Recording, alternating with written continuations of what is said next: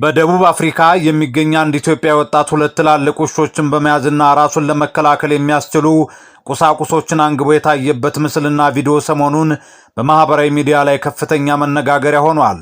ድርጊቱ በርካታ ደቡብ አፍሪካውያንን ያስደነገጠ ሲሆን ምስሉ መጀመሪያ ላይ በማህበራዊ ሚዲያ ሲሰራጭ በርካታ ሰዎች እውነታነቱን በመጠራጠር በሰው ሰራሽ አስተዋጽኦ AI የተፈጠረ የውሸት ምስል ነው ሲሉ ተከራክረዋል።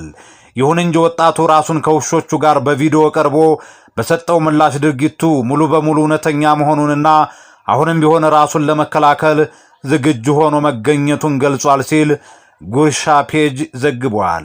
ሜሲን የምንገጥምበት የህይወታችን ትልቁ ጨዋታ ነው ሲሉ የኬፕ ቨርዴው አሰልጣኝ ፔድሮ ሌታኦ ብሪቶ ተናገሩም። የኬፕ ቨርዴው ብሔራዊ ቡድን ዋና አሰልጣኝ ፔድሮ ሌታኦ ብሪቶም ከአርጀንቲናና ከሊዮኔል ሜሲ ጋር የሚያደርጉት ጨዋታም የህይወታቸው ጨዋታ ነው በማለት ተናግረዋል። አሰልጣኙ አክለውም ቡድናቸው በዓለም ዋንጫው የጥሎ ማለፍ ዙር የወቅቱን ሻምፒዮን አርጀንቲናን ቢገጥምም በሜዳ ላይ ምንም አይነት ፍርሃት እንደሌለባቸው በአጽንኦት ገልጸዋል። 500,000 ገደማ ህዝብ ብቻ ያላት ይቺ አነስተኛ አፍሪካዊት ደሴት ለመጀመሪያ ጊዜ በተሳተፈችበት የዓለም ዋንጫ እንደ ስፔንና ኡራጋይ ካሉ ታላላቅ ቡድኖች ጋር አቻ በመለያየት ወደ ጥሎ ማለፍ መሸጋገሯ በታሪክ ታላቅ ስኬት ሆኖ ተመዝግቧል። አሰልጣኝ ፔድሮ ሌታኦ ብሪቶ ከጨዋታው በፊት በሰጡት መግለጫ እዚህ የደረስነው በጥረታችንና በብቃታችን ስለሆነ የምንጨነቅበት ወይም የምንፈራው ነገር የለም። ወደ ሜዳ የምንገባው በጨዋታው ለመደሰትና ያለንን ምርጥ ብቃት ለማሳየት ነው ብለዋል።